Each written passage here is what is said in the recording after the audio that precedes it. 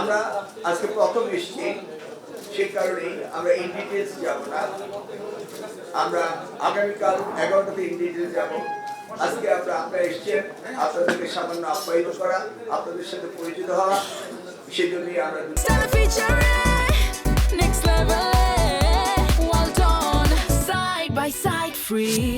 কথা বলবো। আমি আমাদের স্টেট মিনিস্টার ববি হাজ্জাজকে তার পক্ষ থেকে আপনাদেরকে অ্যাড্রেস করার অনুরোধ করবো।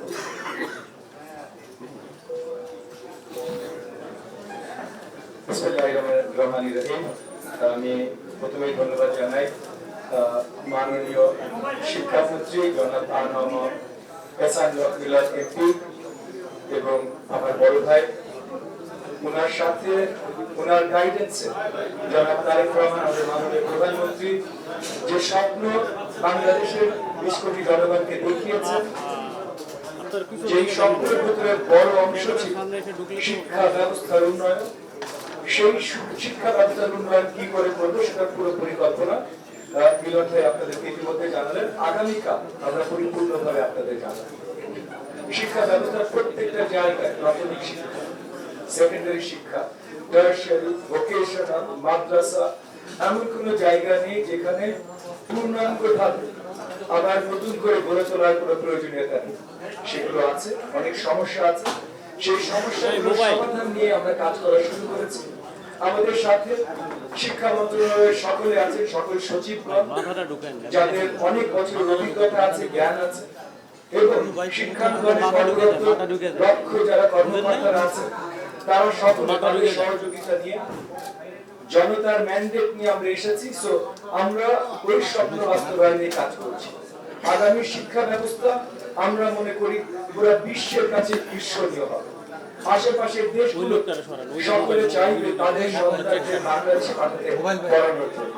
বাংলাদেশের সন্তানরা বিদেশে যেতে এই স্বপ্ন বাস্তবায়নে আমরা কাজ করবো।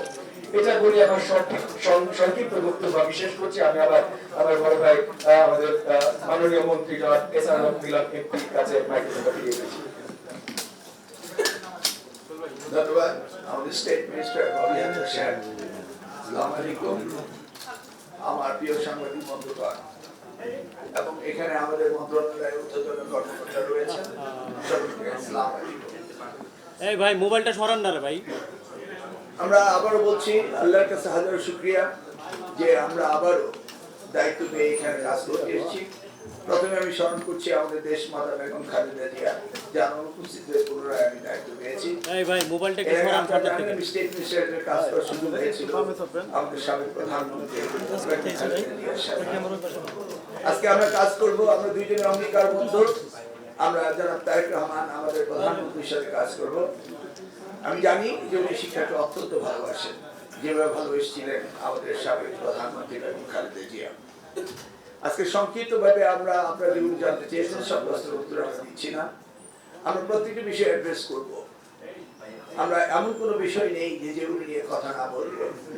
তবে এই বিষয়গুলো আগেরকাল সকালে আমরা অ্যাড্রেস করতে চাচ্ছি। আজকে বিকালে আমরা দুইজন ক্যাবিনেট মিটিং এর পরে আবার আমরা মন্ত্রণালয়ে আসবো এবং আমরা আমাদের পেপার ওয়ার্ক বিল করবো, কি কি রয়েছে, কি কি করতে হবে, এই ব্যাপারে আমরা মোটামুটি একটা প্ল্যান লেআউট করে আমরা আগামীকালকে আপনাদের এই ডিটেলস বলতে চাচ্ছি। এর মাঝে যদি আপনাদের ছোটখাটো প্রশ্ন থাকে আপনারা করতে পারেন। আমরা প্রশ্ন গতকালকে আমরা একটা জাম দেখেছি, মাননীয় উপদেষ্টা আমার একটা শিক্ষা সংস্কারে কোনো জাম দেখাবে কিনা, বৈপ্লবিক পরিবর্তন। কারণ গত 17 বছর আমরা প্রশ্নভাগ দেখেছি, তারপরে হচ্ছে ফলাফল জালিয়াতি, নানা ধরনের বড় হারে ক্লাস দেখেছি। তো এই আপনার সময় আমরা দেখেছি যে নকল রোধে আপনার একটা বড় ধরনের ভূমিকা ছিল। এবার এরকম কি চমক দেখাবেন শিক্ষা মন্ত্রী? দেখুন, এই আমরা 2001 দায়িত্ব পাওয়ার পরে নামগুলো মঞ্জুর হয়েছিল এবং প্রশ্নপত্র ফাঁস বন্ধ হয়েছিল। সেগুলি তো চলেই গিয়েছে, সেগুলি আর পুনরাবৃত্তি হবে বলে আমি বিশ্বাস করি না। আর জাম্প বলতে যেটা বলছেন, হ্যাঁ আমাদের এডুকেশন সেক্টরে আমাদের শুধু হাই জাম্প না, পোল বল জাম্প দিতে হবে, এটাই আমি বিশ্বাস করি। মাননীয় মন্ত্রী দেশের বেশিরভাগ শিক্ষার্থীরা আপনাকে পছন্দ করে, আপনাকে ফলো করে, তাদের উদ্দেশ্যে আজকের দিনে আপনি দায়িত্ব পেয়েছে, তাদের উদ্দেশ্যে আপনার কি বার্তা থাকবে? বার্তা হলো যেটা স্টেট মিনিস্টার আগেও বলেছিলেন বাইরে, যে আমাদের শিক্ষা ব্যবস্থাকে যুগ উপযোগী শিক্ষা ব্যবস্থা করতে হবে। আমাদের কম্পিট করতে হবে ওয়ার্ল্ড অন্যান্য কান্ট্রিগুলোর সাথে, গ্লোবাল ভিলেজে আমরা এই ব্যাকডেটেড কোনো এডুকেশন থাকতে পারবে না। এই কমিউনিটি ইজ নট এডুকেশন, যে কমিউনিটি এটা domestic community, it's international community, we must compete with other. সেই জন্যই আমরা প্রস্তুতি নিব এবং সেইভাবে আমরা প্ল্যান এন্ড প্রোগ্রাম লে আউট করবো আপনাদেরকে। মাননীয় মন্ত্রী, ফারুক ভাই শিক্ষা তো আছে, শিক্ষা ভাই আপনার একটু চেপে থাকেন না ভাই। এই যে নীল স্যার, কারিকুলাম চেঞ্জ নয়, রিভিউ হবে। মাননীয় মন্ত্রী, দেখুন আমরা 4th জেনারেশন অফ ইন্ডাস্ট্রিয়ালাইজেশন আছি, সেখানে আমাদের ন্যানো টেকনোলজি, আর্টিফিশিয়াল ইন্টেলিজেন্স এই সব কিছুকে ব্যবহার আমাদের করতে হবে, রোবোটিক্স আমাদের ব্যবহার করতে হবে, আমাদের ডিজিটাল প্ল্যাটফর্মে আসতে হবে, ডিজিটাল লিটারেসি লাগবে, ইংলিশ লিটারেসি লাগবে, এগুলি নিয়ে আমরা কাজ করতে হবে।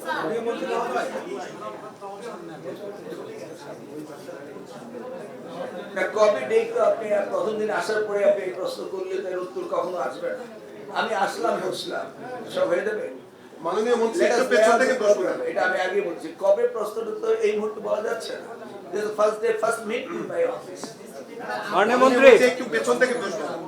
মাননীয় মন্ত্রী, জি, গত 1.5 বছরে শিক্ষা মন্ত্রণালয়ে একটা বিশেষ দলের দলীয়করণ করা হয়েছে, সেটা বিশ্ববিদ্যালয়ের ভাইস চ্যান্সেলর থেকে শুরু করে বিভিন্ন দপ্তর অধিদপ্তরে করা হয়েছে। এই ক্ষেত্রে আপনার কোনো পদক্ষেপ থাকবে কিনা? দেখুন, we don't want to drive our car looking in the rear view mirror, putting our gear in the reverse. We don't want to go back, we'll go ahead. So we don't talk about the past, we'll talk about the future.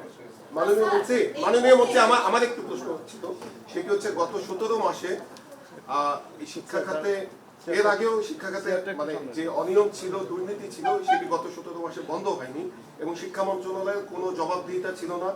বিশেষ করে আমরা মাধ্যমিক উচ্চ শিক্ষা অধিদপ্তর NCTB নিয়ে প্রচুর report হয়েছে, বাট শিক্ষা মন্ত্রণালয়ের দুর্নীতি 2-3টি সিন্ডিকেট আছে। এগুলো আপনি খোঁজখবর নিয়ে আপনি ব্যবস্থা নেবেন কিনা এবং সেগুলো আপনারা কি করবেন? আমি এবং আমাদের প্রতিমন্ত্রী ববি হাসান সাহেব আমরা দুজনেই আপনাদের কার্ড করে দাঁড়াবো কিছুদিন পরে, তখন উত্তর দেবো। মাননীয় মন্ত্রী, স্যার একটা কোশ্চেন ছিল, এই মুহূর্তে এডুকেশন সেক্টরে আপনারা কোন বিষয়টাকে আপনাদের সবচেয়ে বড় চ্যালেঞ্জ হিসেবে দেখছেন? Private sector, Yes.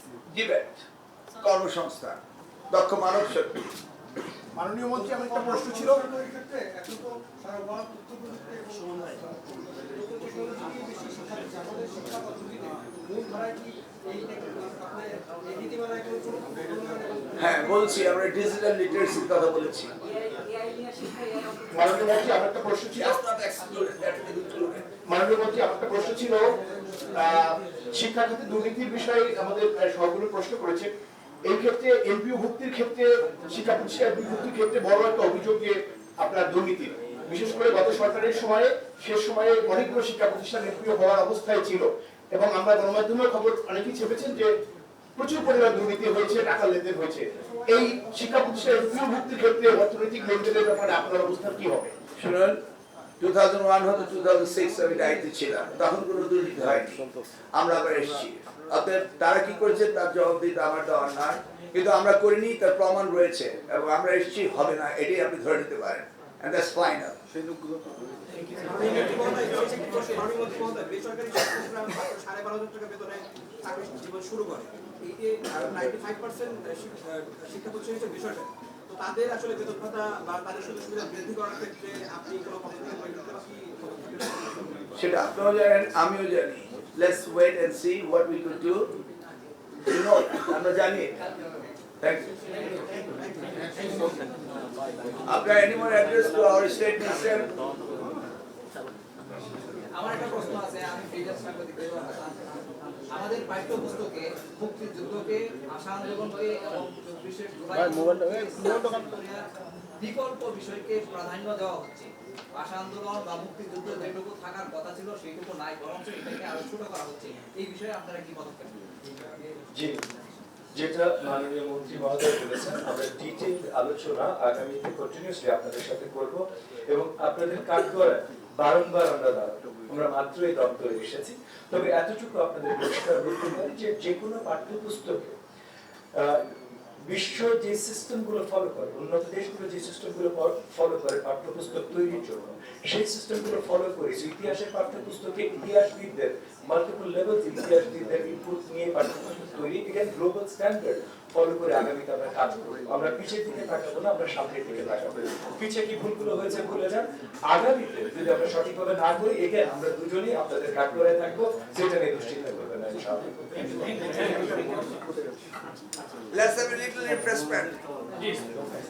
আমরা আপনাদের সাথে নিচে আলাপ করিনি, আমরা বলেছি যে আমরা আপনাদের সাথে কিছু করে করবো, তো আমি খুব সরি যে আমরা আপনাদের আগে খেয়ে ফেলেছি, সেটা ক্ষমা চেয়ে নিচ্ছি, কারণ we are very much hungry। আর আমরা ভেবেছি যে আমরা নিচে ওইভাবে কথা না বলে আমাদের যেহেতু